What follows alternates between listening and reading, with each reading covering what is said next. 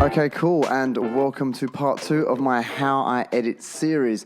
If you haven't seen part 1 yet, I cover how to create your own color grade in Lightroom, and this video is the continuation of that. And I'm gonna run through how to get your Lightroom preset converted into a LUT for use in either Final Cut Pro or Adobe Premiere. But before we get started, I want to take this opportunity and say a big thank you to everyone who's supported this channel and this series. We must be doing something right because Audible reached out and offered to sponsor this particular tutorial, which is epic. So thank you so much, and thank you to Audible. What are you listening to right now? Right now, while I'm doing my cardio, I'm listening to How to Be a Boss by Lily Singh. Of course you are. I just feel so motivated. So ever since we started traveling a lot more, we've had, extra hours on the plane or in cars, and rather than just wasting that time away, we've both been listening to audiobooks on Audible. So Audible is currently offering all of you lot a free audiobook with a free 30-day trial.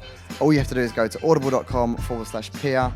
I'm not sure why they left my name out. That's a bit weird, but yeah, never mind. So yeah, go to audible.com/Pia, or you can just text the word Pia, P-I-A, to 500-500 and get started right away. Did you get that? That's P-I-A. Yeah, I got it, babe. In the last video, I demonstrated how to create your own color grade that you can use easily on your social media photos over and over again. In this video, I'm going to show you how to use that same Lightroom preset in your favorite editing software. Now, I use Final Cut Pro, so that's what we'll be working with today, but these steps do work the same for Adobe Premiere if that is your preferred app. So for some reason, Adobe don't allow you to export your Lightroom presets as LUTs. So what we're gonna have to do today is use the Export LUT plugin, which I've linked below. Once you've installed that plugin, all you need to do is click File, Plugins Manager, and then hit Export LUT. You're going to get a dialog panel pop up that looks a bit like this. And provided that you've already selected the photo that you've happily graded, this step is really simple. So make sure you've got selected photo checked and then choose a color profile.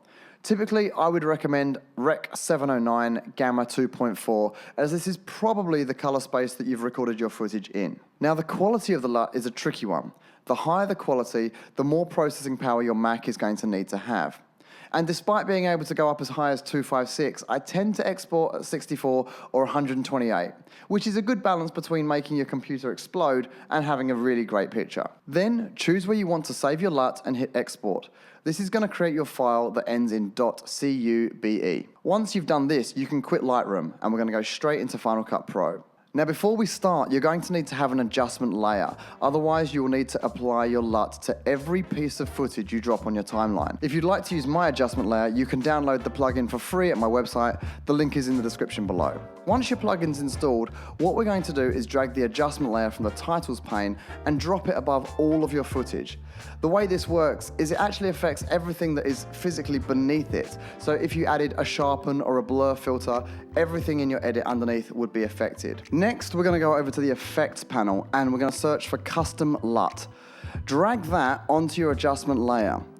And from here, all you need to do is select your newly created LUT file and it will be applied to all of the footage in one click. Now, this isn't the end of your color grading. Unless you've shot every frame perfectly, there will be some clips that are overexposed and some clips that are underexposed, and they'll need to be tweaked in the same way that you would in Lightroom. The way I tend to do it is I play through all of my footage, and if my LUT is affecting any of the clips either too much or too little, then I can go through and drag any offending clips back a little bit to allow me to tweak each clip to give me a nice consistency through my edit. So this ends part 2 of my How I Edit series. If you enjoyed this video, please make sure you give it a like and hit subscribe if you'd like to see the next one, where I discuss music and how I use audio in my vlogs.